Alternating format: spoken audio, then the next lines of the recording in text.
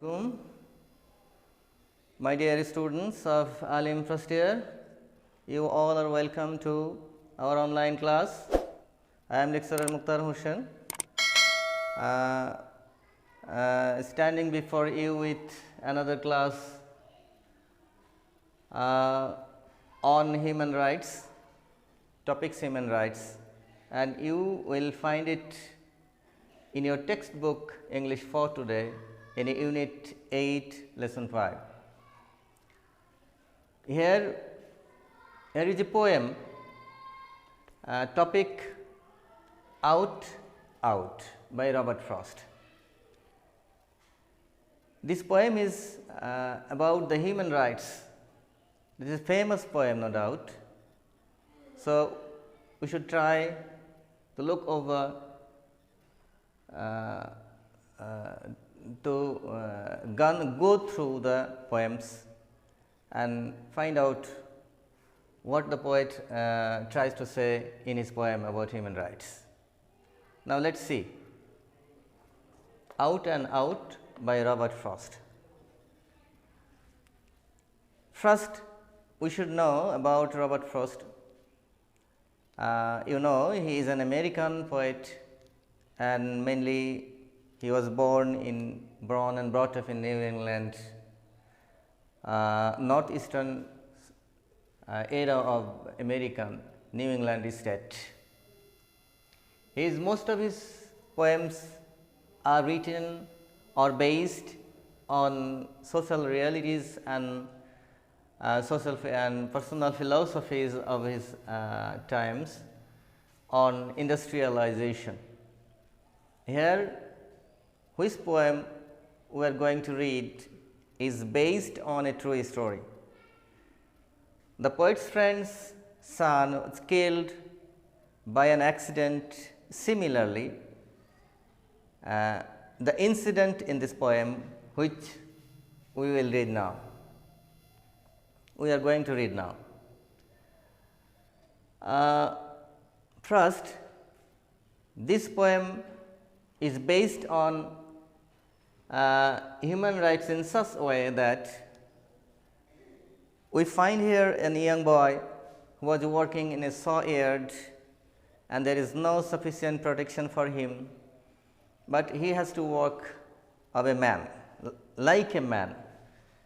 That means he has to work, he has to do a man's work like an adult person. That was that is the main scene which we find in this poem. First, we see that the poet here tries to depict or picture the social realities and cruelties of industrialization of his times. How? Let us see. First, here a young boy, he should have gone to school, play in the field, or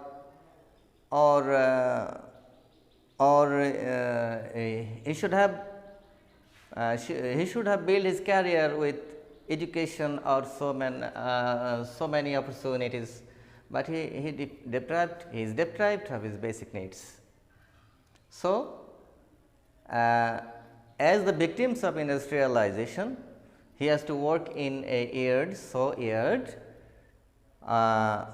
from dawn to dusk, and there is no adequate protection. Sometimes there is natural beauty, there is mountains, landscape with mountains, but he has no time to enjoy the natural beauty of the New England or Hampshire. That is the real question. The boy is eagerly waiting for nearly half an hour, but the authorities which represents the saw yard does not allow him a single moment for his leisure. For this, he has to work from dawn to dusk. But Unfortunately, unfortunately,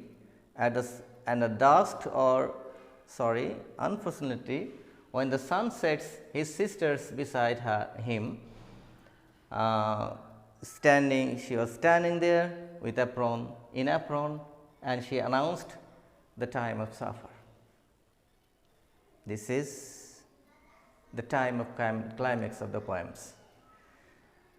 Here, his sister reminds him the time of safar. That means here the poet tries to reach the climax with the help of his sister. Here the writer says that the saw really knows the importance of safar. So, saw means here the industrialist or the owner of the yard or the industrialists tries to eat him. How? At the time of announcing his sisters the time of safar, the saw leaped up and fall on his hand, and accidentally he has to lost his hand. The boys here tries to cry out with sorrowful laugh, but we know that it has no remedy at all. The staff and the workers of the yard gathered there to see the condition, and the boys appealed her sisters not to cut his hands, but the doctor took him in the ether, that means an isolated room. That means the poet tries to say that he was taken to death and he does not come back. The people here gathered to watch the accident, but when the boy, after bleeding so much, is dying slowly, they saw the incident. But when the boys died, nobody stayed there. They went back to their work. They went back to their work because none of them was dead. That's the reality. The industrialization does not allow his dead body to celebration, because the industrial power engaged the boy for his labor, not human rights or basic rights. They did not allow his basic rights. They did not allow the human rights. They actually tortured him and led him to the land of death. This is the reality of the point. And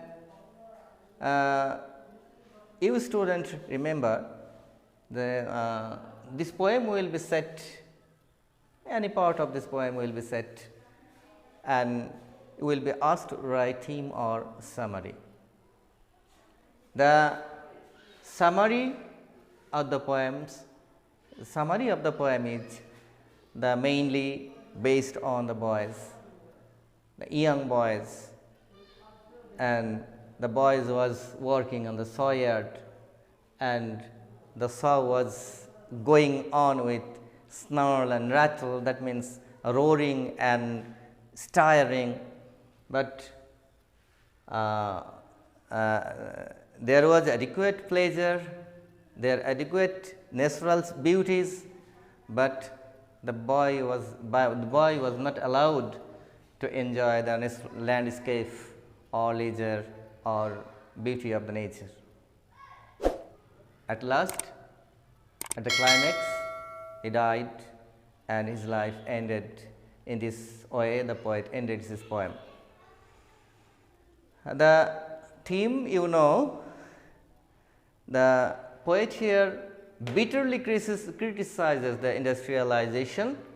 He did not say that industrialization is useless or fruitless, but industrialists were very cruel, and industrialization, at the age of industrialization, many human beings were deprived, many children are labored forcefully. That was the real theme of the poem. And they had to work, they had to help their product, they had to remain in a prison cell, and they had to sacrifice their human rights, basic rights, and life, and sacrifice their physical wish or spiritual wish or spiritual pleasure, physical demand. That was the reality of the poem. Again, I would like to remember you that the poem is absolutely based on the child labor and human rights, and human rights. He is trying to say the human rights of human being, that children should have given the rights to spend his time in merriness, in happiness, and he should build up his career with free environment and through learning in this world. But industrialization, that means the industrialists did not allow him. They employed them in their work, in their workplace, in their offices, in their yards, and they snatched their labor from them.